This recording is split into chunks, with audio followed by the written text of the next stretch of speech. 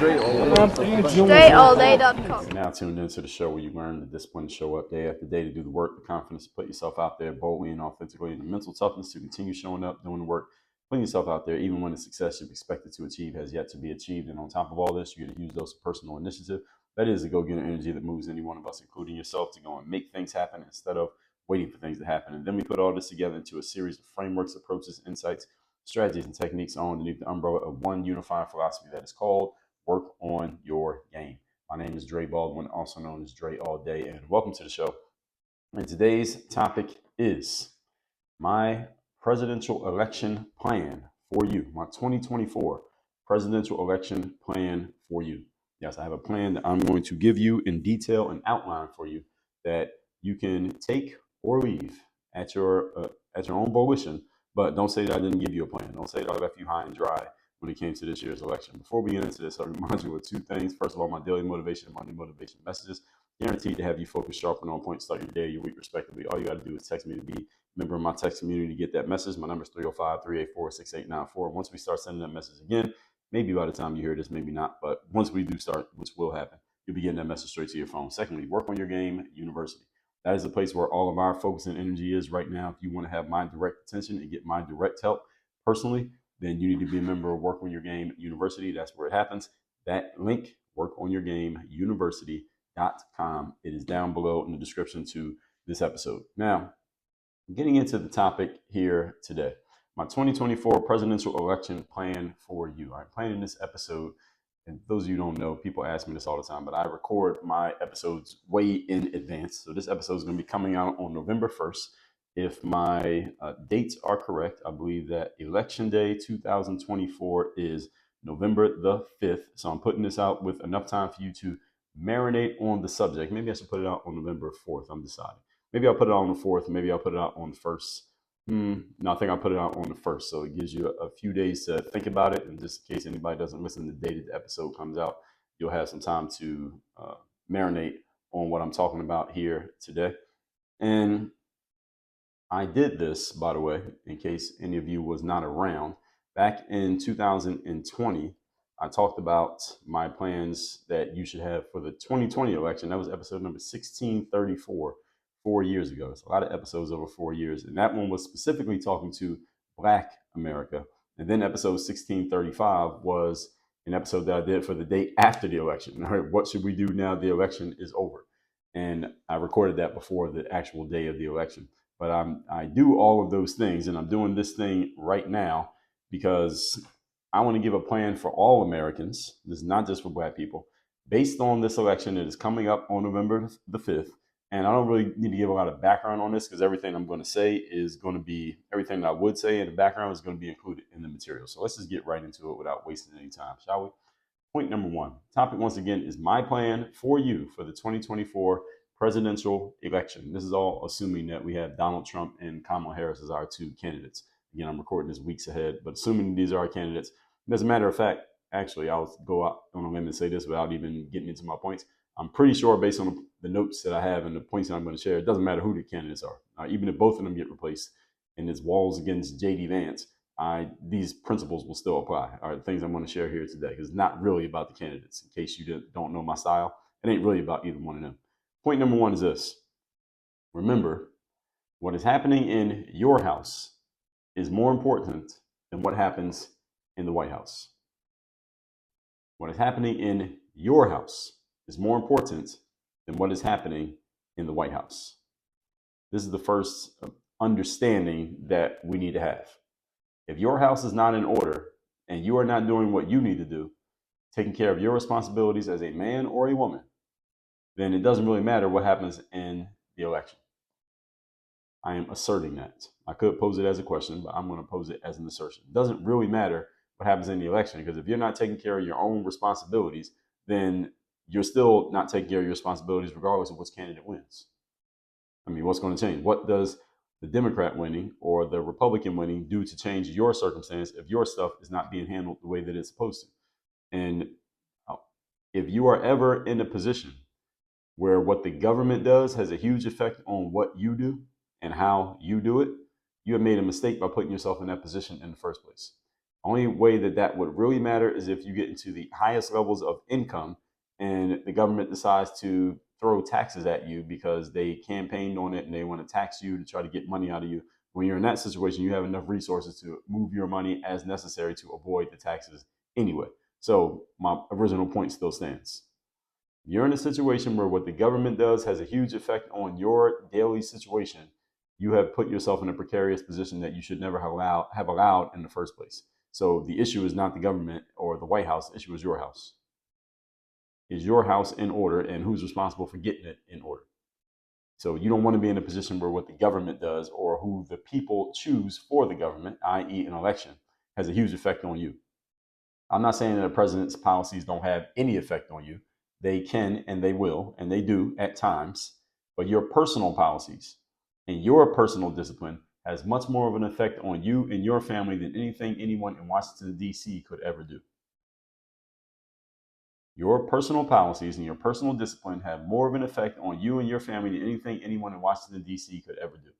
This is about self-accountability and taking full ownership and responsibility for yourself and your situation. That's what this is about.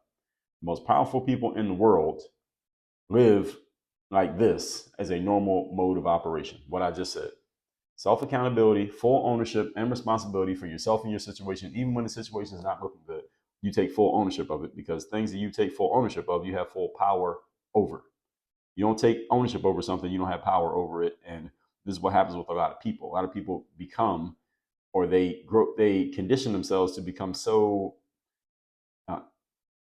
bought into what is happening governmentally and politically, because they're not taking personal responsibility over their own situation. So it matters a lot to them who wins an election. And the fact of the matter is, anything that a politician promises you during a campaign is not necessarily true. Often it is a lie by omission. So maybe they're actually going to do the thing that they said, but what they don't tell you is all the costs that are associated with doing the thing that they said. And those costs will come. If you don't understand how, for example, the government can just come up with money because the government is broke. Everybody knows that the government is in debt, right? Is any of you unfamiliar with the fact that the United States government is literally in debt? And let me see if I can find that. There's a website called the usdebtclock.org. It's called usdebt, D-E-B-T, clock, C-O-O-C-K.org. And it literally shows you how much debt the United States government is in on an ongoing basis. Like, their numbers just going right now. So looking at this website, it's called usdebtclock.org. The United States national debt at this exact moment in which I am recording this, by the time you hear it, the number will have grown even bigger. The number right now is 35 trillion with a T, 362 billion, 245 million, 666,000. And the number is going so fast that I can't even count the rest of the numbers. It's growing that fast. And so when I just said that, it was at 666,000. Now it's at 978,000. And that's at 35 trillion, ladies and gentlemen. That's how fast the debt is growing all day, every day. The average debt per citizen, if you took that number and broke it down by the number of people in America, it is $104,000 per person living in America. Well, per citizen, rather, because we got a bunch of illegal people here too. But per citizen. And per taxpayer, it is $269,269 per taxpayer. The federal spending is at 6,927,782,000. Actually, that might be more than a trillion. 972,782,000,000 and over 400,000. And the number, again, is going so fast I can't even count it. All right, this is the debt of the United States right now. So the federal debt to GDP ratio, that means what is the percentage of gross domestic product? That's all the stuff that gets sold in the country. What is the debt to GDP ratio? In 1960, it was 52%. In 1980, it was 34%. In the year 2000, it was 56%. Now it is 123%. In other words, we owe more than we have. All right, that's what's happening in the United States right now. And we are allegedly the richest country in the world. That's the United States of America. So I'm bringing all that up to say this. And there's a whole bunch of different numbers being measured here. You can go and look at this and they'll show you all the different stuff. And if you click on any one of them, it explains to you what it means and what it's doing. And again, it's called usdebtclock.org. I would suggest you take a look at this because you can get a quick little crash course in how the government doesn't actually have any money, and politicians at the same time tell you all the stuff they're going to give you during their campaigns, which doesn't make any sense. So how is it possible that the government can give you stuff, or a politician promises they're going to give you stuff and the government doesn't have any money? How does that make sense? Let me tell you how it makes sense. Because they get money from an organization known as the Federal Reserve Bank. Have you heard of the Federal Reserve Bank? If you haven't, look at a dollar bill that you have, and on the back of it, it says Federal Reserve Note. That's from the Federal Reserve. In case any of you didn't know, I'm doing this quickly. I may do a whole episode on this once I learn more about it and get my thoughts together. But the United States dollar is not backed by anything real. The United States dollar is backed by the faith of the people that we have in the dollar, but it's not backed by gold. It used to be. We took ourselves off the gold standard decades ago before I was born. So the United States paper money is really just it's not real. Like, there's nothing real behind it. It's just only real because we decide it's real. But if the people lose faith in that dollar, then our entire system will collapse and there will be complete anarchy in the world because money no longer matters. That means, yeah, it would mean a whole lot of crazy things if that ever happened. If that ever was to happen, it would be anarchy in the streets. So anyway, it's not that yet. The United States Federal Reserve Bank and the United States government are basically working together. Federal Reserve Bank is not part of the government. It's its own entity. It seems to be. People think that it's part of the government, but it's actually not. There is a story or a documentary, and there's also a book. It's called I was just re-listening to it earlier today. It is called The Creature from Jekyll Island. The Creature from Jekyll Island, like Dr. Jekyll and Mr. Hyde, is not from that story, but The Creature from Jekyll Island, the guy's name is G. Edward Griffin. He's the one who told this story, and he explains how the Federal Reserve came to exist. You can hear him telling this story on YouTube. He has also written a book on the subject. You should find a video on YouTube and watch it where he explains the Federal Reserve. First of all, the Federal Reserve Bank is not federal. There are no reserves, and it's not a bank. So they're lying to you right there just in the name. And the Federal Reserve Bank basically creates money and gives it to the government. And the more money that goes out into circulation, just in very simple terms, when the government says we're going to give all citizens this much money, we're going to give first-time home buyers this much money, we're going to give people who have kids this much money, and all these things they're going to just give to you. The more money gets put out in circulation, the less the value of the dollar is. The value of the dollar goes down. And as the value of the dollar goes down, this is also known as inflation. So you know how you notice that certain goods, when you go to the grocery store and stuff, the prices just go up? It's not because the prices are going up. What's happening is the value of the dollar is going down. So it is reflected in the prices. And then people say, well, companies are price gouging by raising prices. No, they're not price gouging. They're responding to the fact that the dollar is becoming less and less valuable.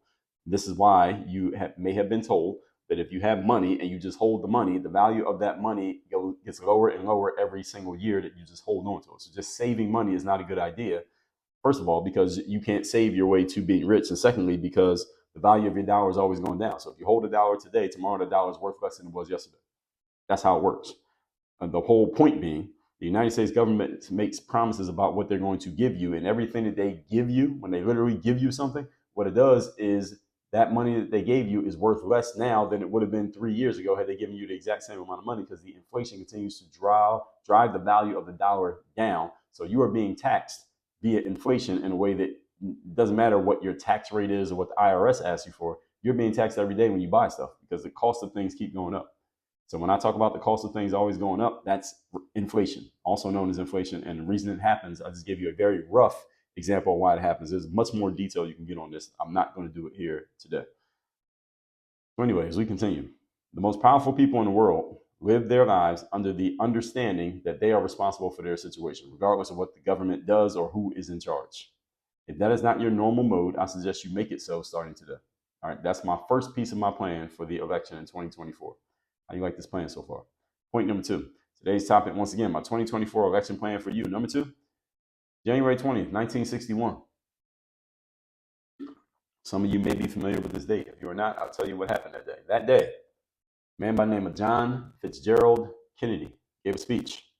He was being inaugurated as the president of the United States. He had won the previous year's election. He was being inaugurated as a new president, and he said the following: "Ask not what your country can do for you. Ask what you can do for your country." Close quote. Let me give you a reminder of reality. If you are capable of taking care of yourself and providing food, clothing, and shelter for yourself and your family, the United States government does not give you anything. If you are capable of taking care of yourself, the United States government does not give you anything. Oh, you think, oh, well, they're going to give me a tax break. No, they don't give you a tax break. First of all, a tax is the government taking your money. So if they give you a tax break, instead of 40%, you now pay 20%. Okay, instead of taking this much of your money, we're only going to take this much. Is that giving you anything? No, it's just taking less. It's not giving you anything. Government doesn't give.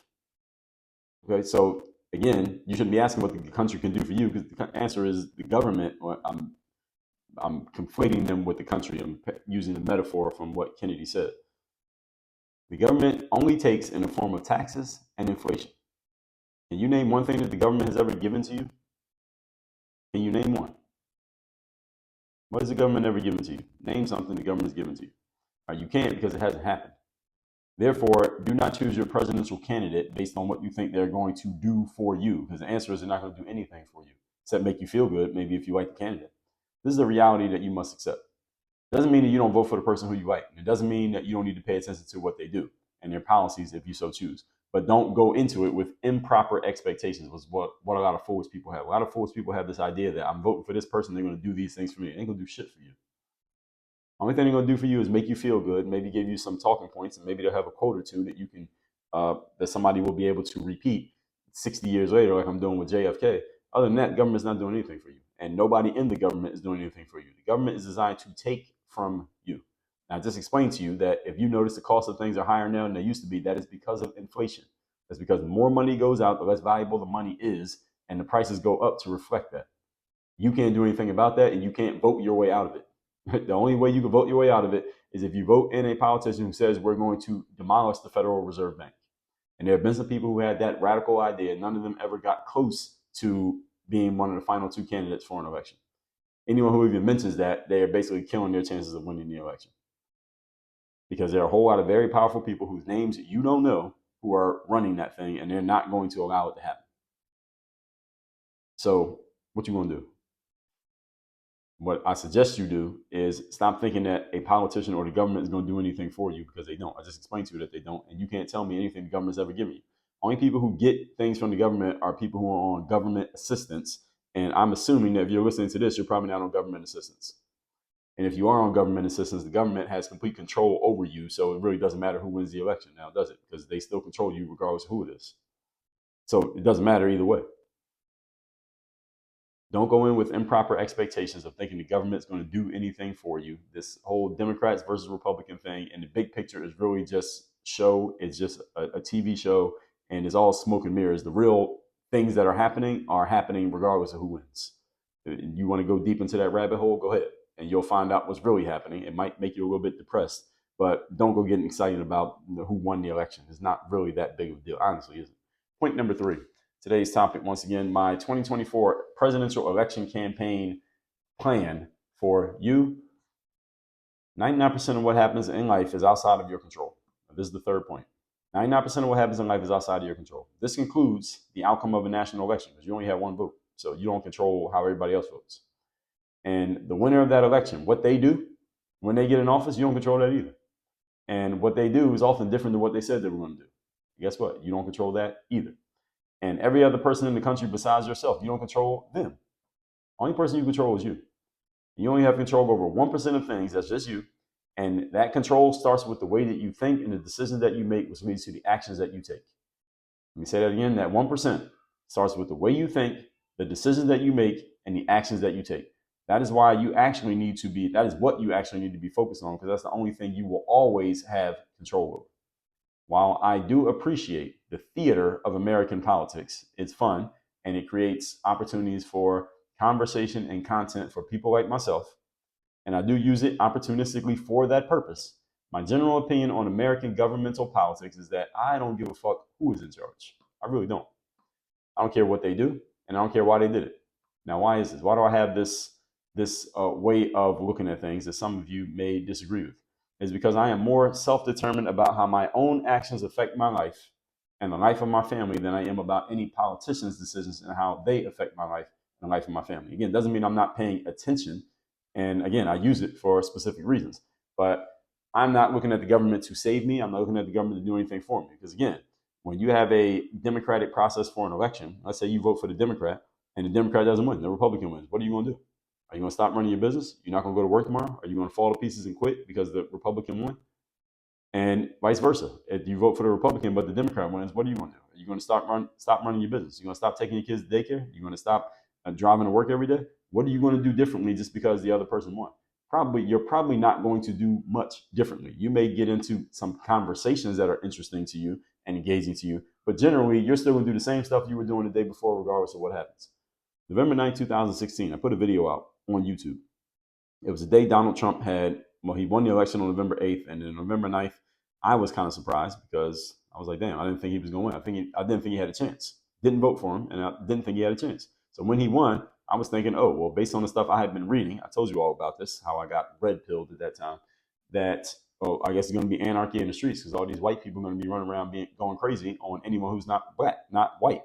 And that didn't happen. Everything was normal. Nothing seemed any different that next day, except what I was thinking in my own mind. And I came home from the gym and I went out on a pool deck in my building and I recorded that video. So if you go look up the video, it's called Donald Trump is President. Here's what you should do now. And again, it came out November 9th, 2016. And the thing that I said in the video is the same thing I'm saying to you now. I said then, and you can paraphrase and swap in names. I said, if Barack Obama being president for 8 years did not make your life amazingly better, nor did it destroy your life, then Donald Trump winning is not going to make your life amazingly better, nor is it going to destroy your life. I mean, it may feel like that in the moment because people get all caught up in the theater of politics, but does it really make that big of a day-to-day difference in your life? The answer is no, it does not.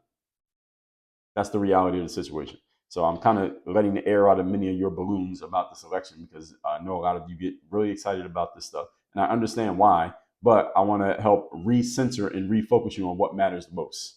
And these things that I'm sharing here and these points, these are the things that matter the most. Let me recap today's class. My 2024 election plan for you. Number one, what is happening in your house is more important than what's happening in the White House. I don't care who the president is, what they're doing. Your actions and your decisions have much more of an impact on your family than anything the government does. Number two, JFK said, ask not what your country can do for you, ask what you can do for your country. What I mean is the country ain't doing shit for you anyway except taking from you.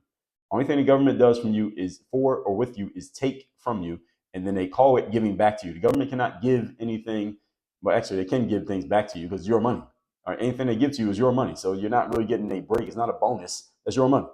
And so when Donald Trump and the government cut those COVID checks that some of you got, that's your money. That's not the government's money. That's your money that they collected through taxes and through inflation that they are giving back to you as some type of a handout. And then I think when Joe Biden was president, they kept it going. All right, so it's bullshit. Now, the government's not giving you anything. They only take from you. And the more you got, the more they try to take. And number three, 99% of what happens in your life is outside of your control. All you control is the 1% that is your thinking, your decisions, and your actions.